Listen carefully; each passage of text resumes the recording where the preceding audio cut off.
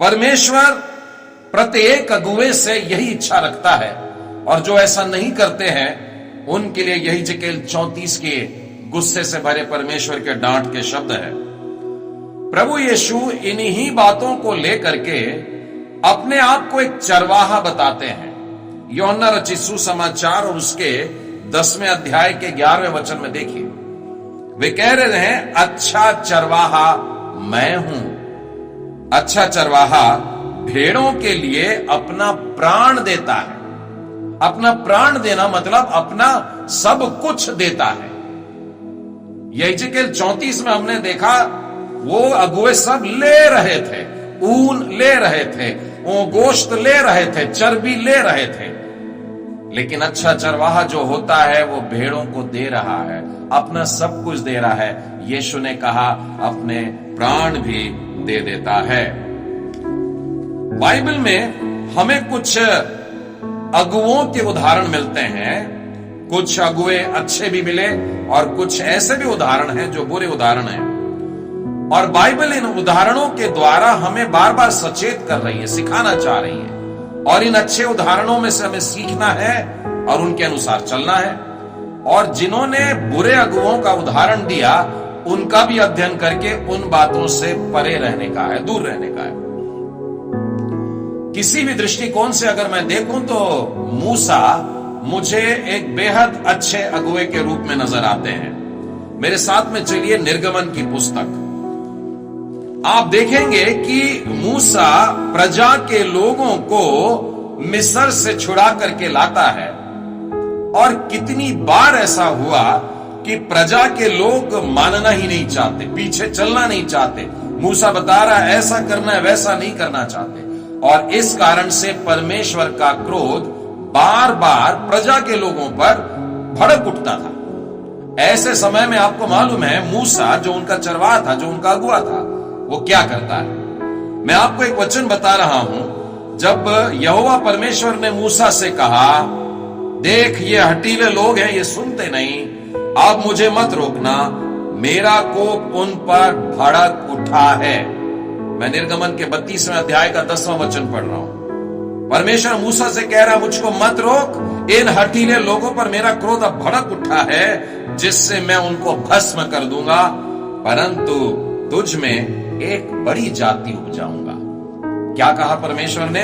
मूसा को एक बड़ी जाति में उपजाने वाला है, बढ़ाने वाला है, लेकिन ये जो लोग सुन नहीं रहे हैं, हठीले हो गए हैं, उनको वो नाश कर देगा।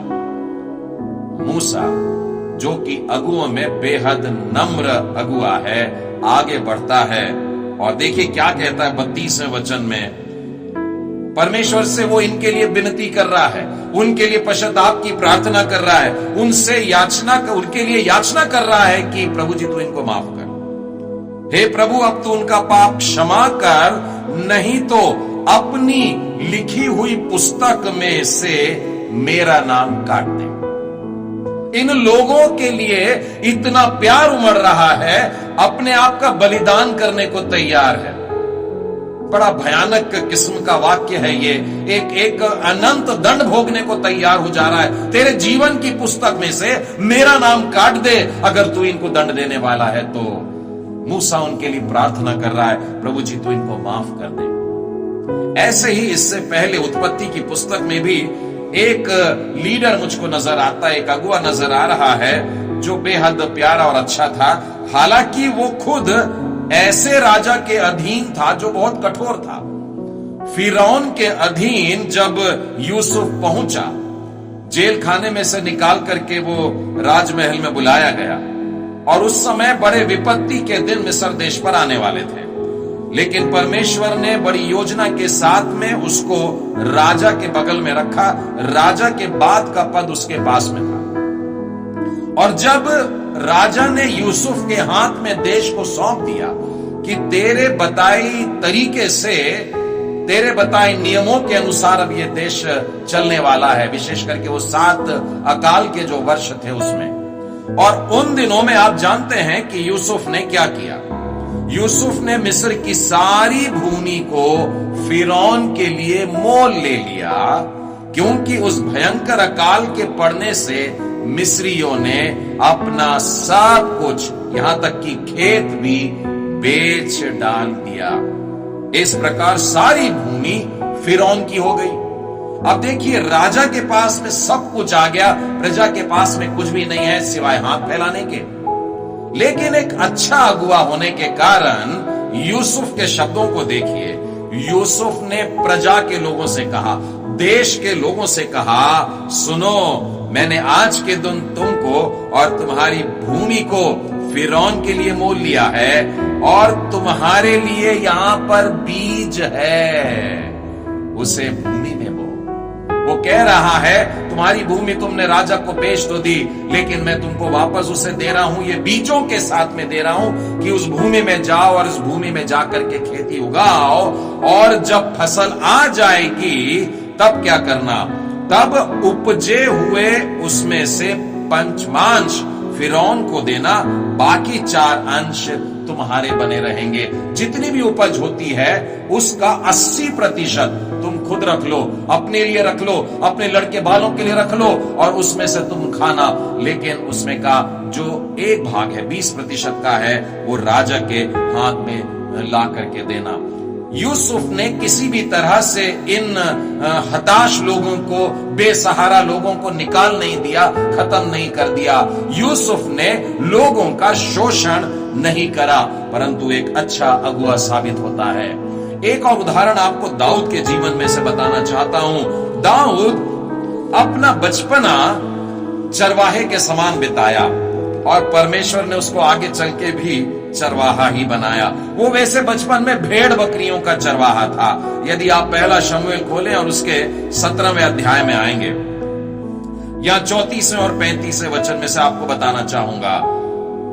दाऊद ने शाऊल से कहा, तेरे दास अपने पिता की भेड़ बकरियां चराता था, और जब कभी कोई भालू या फिर कोई शेर आ जाता, कोई सिंह आ जाता और लपक कर किसी बच्चे को पकड़ लेता, किसी मेमने को दबोच लेता और भागता, तो मैं देखता नहीं रहता, मैं उठकर के दौड़ता, उस सिंह का पीछा करता, उसके मुंह में से मेमने को निकाल लेता और फिर उसके बाद उसको पकड़ के मार डालता।